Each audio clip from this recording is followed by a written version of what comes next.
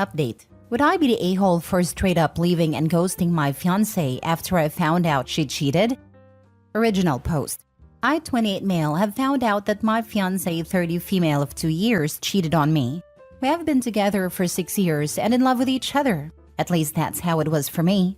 She has been acting more distant and became more protective of her phone for the last 2 months. At first, I was not suspicious of anything, but the doubt grew more and more inside me as the time passed, especially after asking her if there was a problem since she felt distant. She said there was no problem and that was it. I gave in and snooped on her phone to discover she has been seeing a guy for the last 2 months. I was devastated. At the beginning of our relationship, I clearly told her lying and cheating in any form are the 2 unforgivable actions for me. Yet, she decided to cheat on me after 5 years of relationship, and we had been planning the wedding for the summer.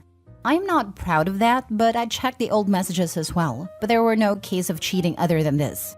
I have been thinking about it for the last few days. I tried to rationalize it and told myself I cannot be leaving a 6 years relationship because of a single mistake. But after having a long talk with my oldest sister, I realized that I should respect myself and leave. She was the one who betrayed the relationship, not me. We do not have any shared assets, and lease is on my fiancé's name. I have an inherited house, but it's in another city. Tomorrow I'm planning to just get important things from the house, block her from everywhere and just leave. I do not want a closure, to be honest. I just want to grieve the relationship. I thought maybe I did not love her given that I want to leave her right away, but it's not like that. It hurts a lot. I tend to stress eat, doom scroll, and spiral into depression in these kinds of situations. I have that experience from my early 20s. By going no contact and returning back to the city where my family lives will give me a circle that can support me. Would I be the a-hole if I straight up left and ghosted her without saying anything? Now for the top comments before reading the update. Not the a-hole, but if you can get screenshots of the chats as proof. So when people ask you, you can back it up. Yeah, print them out and leave them for her to find the day you leave. Block her number and all socials. Tell family and friends to do the same. Yeah, you need to let her know in some form that you know what you did. Otherwise, she might try and track you down, spam your family, etc. to have her say. Cheaters always like to try and change the narrative. Cut that off before she tries it. Don't even wait for them to ask. Hey, I know everyone may have noticed that I left suddenly. The lease was in my ex's name, and I found out she was cheating on me. For obvious reasons, we are no longer together and I want nothing to do with her. I'll get my new address out to everyone ASAP. When you moved in, throw a ditch the beat party. Make a point of using money you'd save for the wedding. Cheaters count on their exes not telling anyone. It lets them keep cheating and lets their ex face the social consequences of just vanishing for no reason. He ghosted me. Wow, he's so terrible. Flat out tell people you didn't do anything wrong. Snooping on a phone is generally a huge no-no, but when you're pretty darn sure that there is cheating going on or a gambling problem or something else major, then it's one of the few times I'll forgive. Not the a-hole, but if she doesn't know you've left her, she may report you as a missing person. I'd say once you've packed up and on your way out, send her a 2-line message. Say you've left her because you know she's been seeing people. That will hopefully prevent her from trying to force contact.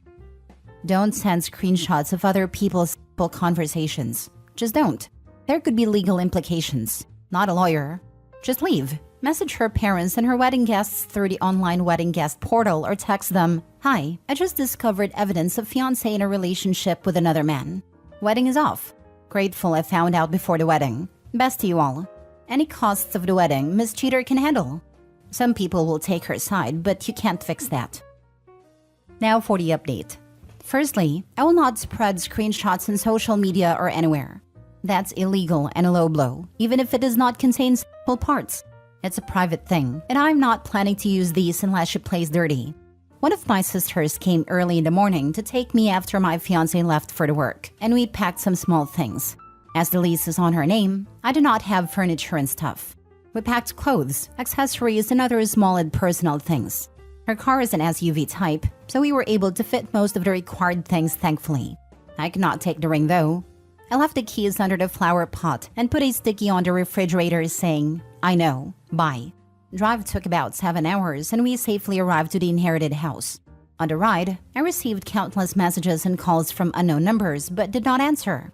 Once we arrived at home, eldest sister called me asking if we arrived. She told me fiancé called her crying around 3 p.m. and my sister told her not to contact me. We know everything. And if she tries to paint me bad in any way, we would not use only words, but do not back away from showing solid proofs to people. Fiancé requested to know where I am and speak to me. My sister said I am fine, and she should not contact me in any form. When fiancé said we at least deserve a closure, my sister replied, "Too bad, suck it up." Not exactly that, but that's how I would translate that idiom, and ended the call. I still get calls and messages from unknown numbers. In the end, her father and mother called me. Surprisingly, my fiancé came clean to them, and while they hoped for me to give her a chance, they respected my decision. I thanked them and wished best of luck. Her father told me he will be sending the rings money and asked me for my bank account. He actually sent it by adjusting to inflation, so I got a pretty decent money. The house is in an almost perfect condition as we renovated it before Mom passed away. It's just incredibly dusty and dirty after not being used since then. My 3 sisters will come this weekend and we'll clean it together. Eldest broke up with her partner recently, so she plans to live with me after her lease ends in a few months. She has been complaining about the rent prices for a while. My sisters are pretty much my only family, so I only informed them with some really close friends. I'm planning on going to therapy after settling here. It may sound weird how close I am with my sisters, but we grew up like that. We grew up with an abusive father, and as I was the only man and youngest one, all of the physical and emotional harm went towards me. We bonded with each other through trauma, and they tend to be a bit protective with me. I think that history is one of the reasons I just did not want to face my ex-fiancé. I thought I got over that considering nothing happened since we took family therapy, but it seems to be there. I'll get into therapy as soon as possible to understand everything and resolve the problems. I will post if there are any updates, but I just hope there will not be any. I just want to have peace and grieve right now. It sounds as if you are on the right path and have a good support system. Yay sisters for having your back. Good luck. Thank you. I did not know what I would do if my sisters weren't there. OP, I am so happy for you, and good for you for getting out. I read your original post. Your message to her was perfect. Short, sweet, and to the point. Thank you. I try to keep it as short as possible. Many people said it would be weird to disappear without a simple note, so that's what I did. You made a perfect choice in your note. She does not deserve a closure talk from you. It may help her, but definitely not you. You are the #1 priority. If she has made you that priority, she wouldn't be in this mess. She made her bed. Let her lie in it. Good luck, and stay strong, King. Closure is just the ex trying to manipulate OP. If she cared for his feelings, she wouldn't have cheated in the first place. My husband's side piece cried and wailed and stalked him at work, called on fake numbers, and used friends to reach him for closure. Her idea of closure is guilting him with, "If you have anything else to say, you should say it," and "I hope you're happy now" messages. She doesn't. She hopes he's miserable without her, so he'll come running back to her.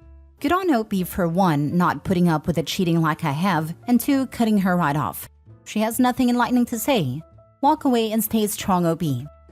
This was not an easy thing to go through. It's great that your family and her parents are supportive and understanding. She made a wrong choice and has to live with the consequences of her actions. Her parents are incredible people. I'm glad they did not push for anything further. Next story.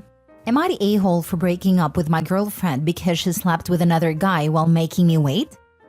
So my girlfriend and I have been together for about half a year, and I just started a new job. I met this male coworker and we became friends. So I invite him over at my place and he recognizes my girlfriend.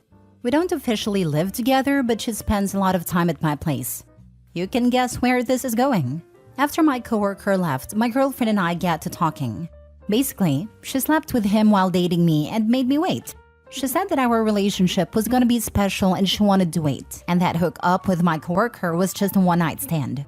I told her to leave because I knew I was gonna say things I couldn't take back. A few days later, after I calmed down and thought it through, I broke up with her. She kept repeating what she said about how she wants more with me, but I told her that I feel like I'm not attractive to her, or at least not as much as others. She kept saying that I was special.